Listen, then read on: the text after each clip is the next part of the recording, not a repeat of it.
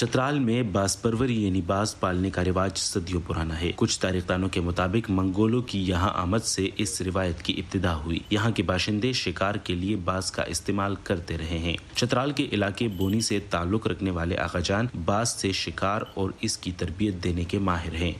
یہ چڑیا نہیں ہے، چڑیا ہیں، یہ باٹر ہیں، اس قسم کے اتنے وزن کے پرندوں کے ساتھ یہ ملاقات کرتا ہے، مقابلہ کر سکتا ہے۔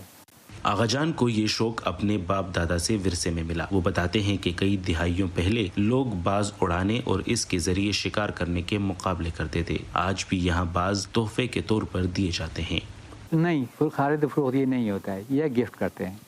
اگر یہ علاقہ کوسٹ میں میرا ایک رشتہ دار ہے یا میرا دوست ہے، اس کے پاس وہ نہیں ہے، وہ اگر وہ مانگا تو ہم اس کو اسی طرح دیں گے۔ کوئی وہ پیسے کے وہ نہیں، ویسے مجھے بھی ایسے وہ مل جائے گا۔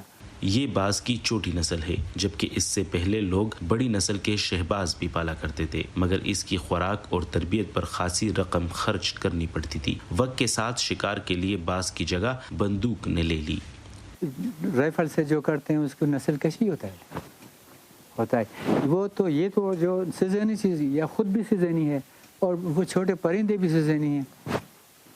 یہ ان کا اس کا اور کچھ کھانا ہے نہیں۔ حکومت کی طرف سے بڑے شہباز پالنے اور ان کا شکار کرنے پر پابندی عائد ہے۔ آغا جان کے بچوں کو بھی اس میں کوئی دلچسپی نہیں، مگر یہ چھوٹا شہباز پال کر آغا جان اپنا شوق اور اپنے باپ دادا کی روایت کو زندہ رکھے ہوئے ہے۔ عمر فاروق، وائس آف امریکہ، چترال۔